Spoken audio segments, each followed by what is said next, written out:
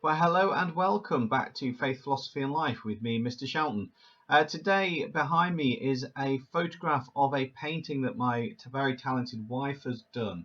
And this is an image that has lots of Bible verses on it. And that's because that's important to us as a family. Now, what you've also got with this is a lovely rainbow picture, which is obviously a biblical idea of Noah and the flood, but has also been adopted very, very recently across the UK as a sign of hope during this time of crisis. Now, if anything happened to this picture, I would be quite upset about it, to be honest with you, because it has lots of important information about me and my children and my wife on it. Therefore, we hang it on the wall and we look after it. And today what we're going to think about is the way that Jews might look after things as well that are important to them, and how artifacts and things remind them of their faith in the same way that this painting reminds me of many truths that we believe that as a family that we have. What I'm going to do is I'm going to say a quick, while you grab a piece of paper and a pen, let's have our cheesy intro music.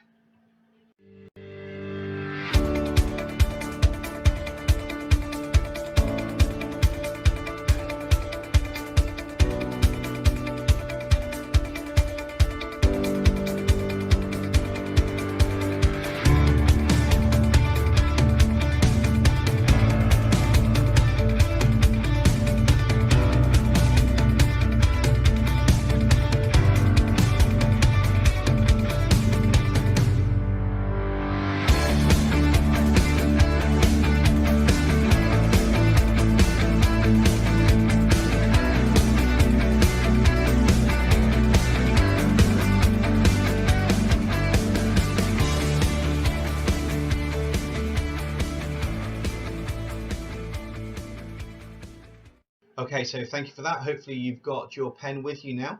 And I just wonder what objects that you have that are special to you, and how might you want to look after them? How would you want them to be treated? Here's another part of the same picture that I showed you earlier. And this goes through a picture of my family, obviously a little bit younger when this was painted, but it does go through some things that I believe to be really important for me. So I'd like you to think about what objects you have that are special to you. It might be something that somebody gave you, or it might be something that somebody you've inherited. Why are they important, and how would you expect people to look after them? Okay, so as we go through today's lesson, please feel free to pause as we go. So to start off with then, here is our title for today. Our title is, What do Jews use to help them worship? Our learning objective is to know a variety of objects that are important to Jewish people and how they're used in worship. And our literacy objective today is to transform and reduce information. So we're going to be looking at a number of sources of information and putting them together. And today you are going to be doing a fair bit of research on this as well. So what do Jews use to help them worship? So our learning outcomes then for today is, a good outcome will be if you could tell two Jewish special objects and how they're used. It's going to be great if you can maybe tell three Jewish special objects and say how they're used, and even better if you can use some specialist terms and link all the information that we've studied into a detailed piece of work as well. So as I say, we're going to transform and reduce information. Our ICT skill is going to be to do some research. During today's lesson then, there are three main parts. There's our artifacts and synagogue, there's a little bit of research, and a mini write as well. So without any further ado, I do have a media clip to show which I found on the internet from RE Online. I'd like you to watch this. This goes through the Jewish synagogue, but also talks about the artifacts and things that Jews use to help them worship God. I know it's not the most engaging of clips, but it does give us some very, very useful information in this. So I'd like you to watch this, and then I'm going to give you some guidance on how we're going to do our main part of our research. So random media clip, here we go, go.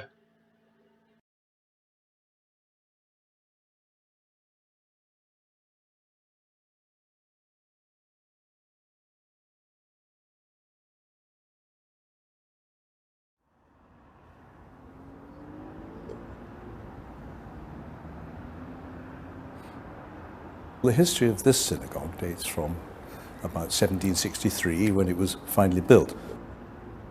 But of course the Jewish community next to must have existed before that to make it worthwhile their building a synagogue at all. We say with some confidence that the Jews have been in Exeter since the beginning of the 1700s, which was not that far later than when Oliver Cromwell allowed the Jews back into England in 1656. You will see often associated with almost any Jewish building the Magen David, the Star of David, which, as the name implies, brings back memories of King David himself.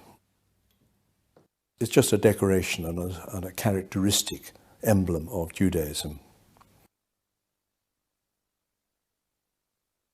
So here we are in Exeter Synagogue, and the first thing you notice probably is the rather ornate gallery running all around the top, and the bema, the desk in the middle where the rabbi or the service leader would take the service from. You will see in front of you the ark, which is always the focus of any synagogue. Very decorative, it's ornate in differing ways. And within the ark, behind the curtain, in the Holy of Holies, if you like, of the temple, where only the high priest would go, are the scrolls of the Torah. Now, within those scrolls are written the first 5 books of the Bible, the 5 books of Moses, handwritten very, very carefully by a special scribe or sefer with a quill pen still to this day. And the very writing of them is a sacred duty, and if he makes a mistake, he has to start all over again. So he doesn't make a mistake, and he says the right prayers before beginning to write the scrolls. The ark is where the scrolls live, and this all dates back to the temple in Jerusalem, where there was a Holy of Holies, where the high priest only would have conducted the service. And within the ark, within that box, if you remember, carried across the desert by 4 handles, would have been the tablets that Moses brought down from Mount Sinai. And above the ark you will see 2 models of those tablets, and you'll see Hebrew lettering upon them, the first 2 words of each of the 10 commandments.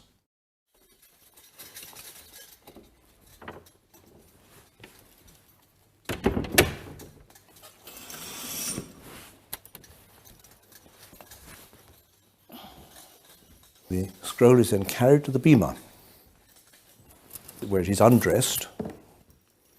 The covering is taken off it, the silver rimonim, the decorations on top of the handles, are taken off.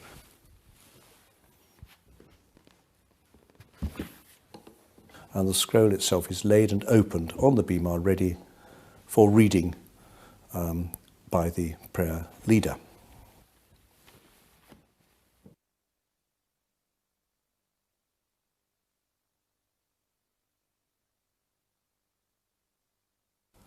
Now, the reading of the Torah is perhaps the high point of the Shabbat morning service. The 5 books of Moses recorded in the Torah are read in full throughout a whole year in a cycle. And so each Shabbat, the section is read, and the scroll has to be unrolled to the right section. And it is read in a singing sort of way. It's chanted, as it's called laning. As the rabbi or the leader is laning the Torah portion for that Shabbat, he follows it not with his finger, but with a silver pointer called a yad, or a hand, because it usually has a little hand. Not because it's sacrilegious to put a finger upon the scroll, but it protects the scroll from greasy fingers every Shabbat, every year, from rubbing out the writing.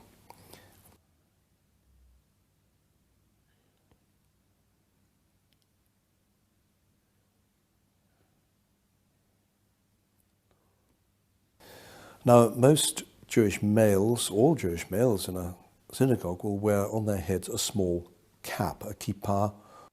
There's no great holy significance about wearing a hat. It's come to mean a respect for worship, a hat to cover the head in the presence of God, but it doesn't go back more years perhaps than the Middle Ages, and probably denotes the times when Jews were made to wear a funny hat to distinguish them as Jews. So we made a virtue of it and made a small hat out of it.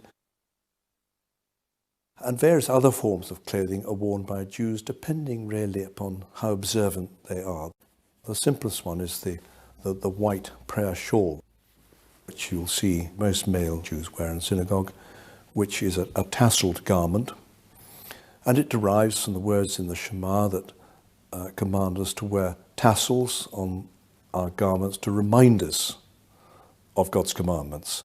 So it's a sort of reminder, and it's put on in a particular observant way. There's a blessing written on the back of the collar of the prayer shawl, which is said as the shawl is put on, and it's worn throughout the normal Shabbat services in the synagogue. This is the menorah, or 8-branched candlestick. Really technically it's called a Hanukkah because it is lit at the time of Hanukkah, which is near Christmas. And it's 8 candle holders, excludes that one, which is the servant candle holder, in which you put the candle to light each one of the others. And Hanukkah is reminiscent of the same candlestick that was in the temple, kept permanently light. We've seen the Ner Tamid over there. And this is the Hanukkah, which was destroyed when the Romans destroyed the temple at an earlier stage. And then when the temple was retaken, it was found a remaining vial of holy oil, which had been blessed by the high priest, enough to light one candle for one day, and it lasted for 8 days, and that was a miracle. So we celebrate that at Hanukkah every year by lighting in sequence the first to the 8th candle. The first night 1 candle, second night 2 candles, each from the servant or shamash candlestick there, until the 8th night all 8 are alight.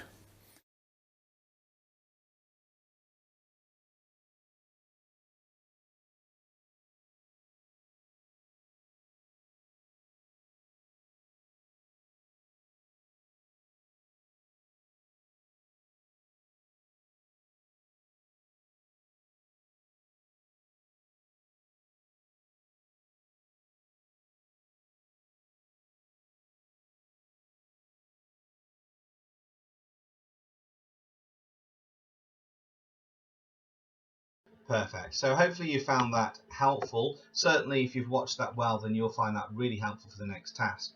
So what you need to do is you need to create a leaflet or poster or PowerPoint, I don't know what you've got available to you at home, with some pictures and some information on it. So you might draw things or you might copy and paste them out, but please don't copy and paste text. There's no point copying and pasting text out because it doesn't help you learn anything. So I've designed this as you designing a PowerPoint, but if you'd rather do it as boxes and then you could put information around it, then please do so. You're going to need to pause this. This is going to take you about half an hour or so to do effectively. You need to find out information about the Yad, the Talit, the Tefillin, the Yarmulke or Kippah, K-A-P-P-A-H, the Mezuzah, and the Tanakh. Now you already know some information about the Tanakh, so that's not going to be massively complicated for you. So let me repeat what you need to do is you need to draw a little picture about each of those. You need to write down what they are and a little bit of information about it. And there's information on the screen behind me. So I'm just going to scoot off to the corner of the screen so you can pause it without having to look at me. Always a blessing. And let's spend half an hour now creating an information leaflet or PowerPoint poster, however you're going to do it, where we research those things. So I will see you in half an hour. Bye. Make sure you've paused the clip. Okay, so we said that our learning objective was to know a variety of objects that are important to Jewish people and how they're used in worship. So hopefully now you've got a list of them there that you can start to use some specialist key terms for. What we've done is we've thought about artifacts in the synagogue, we've done some research, and now we're on to our mini-write section. So what you're going to do now, before we move on to our mini-write, is you're going to create 6 questions where these are the answers. So for example, question 1, the answer is Talit. So you might say, what has 613 threads on it? Or you might say, what item do Jews wear to help them pray? Or what is the prayer shawl called in Judaism? all of those would have the answer talit. So I'd like you to work through question 1 to 6 and to write down the question that you think would match that answer. Pause this clip and let's see what you come up with.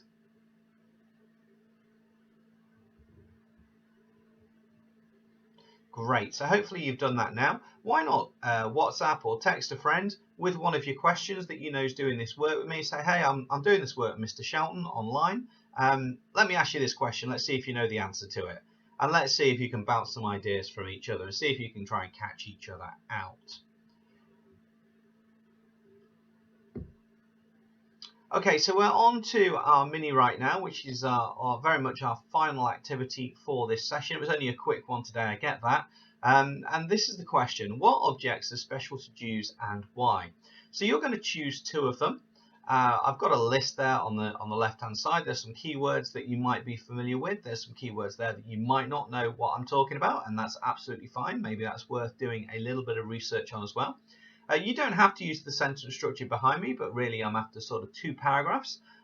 So 2 objects, and say what they are, how they're used, and why they're symbolic, or why they're important if you'd rather do that. So 2 paragraphs. What objects are special to Jews and why? This should take you about 6 minutes or so 3 minutes a section. So pause this clip, give it a go, and then come back to me. Perfect. So hopefully now we've boxed off the good and the great quite easily, and hopefully with the even better outcome you've used some specialist terms. So it might be worth you now just underlining or highlighting any of those key terms that you've used that are new words to you that you've learned during today's lesson, like talit or tefillin, yel mulka or kippah, words along those lines. Okay, so that's it for the day. I knew that in terms of my presentation, this would be fairly short. You should have done a fair bit of research that links in with that as well. I hope you're well. Take care of yourselves. God bless. Stay safe. Wash hands and the rest of it. And I'll see you in a few days, unless we're back at school.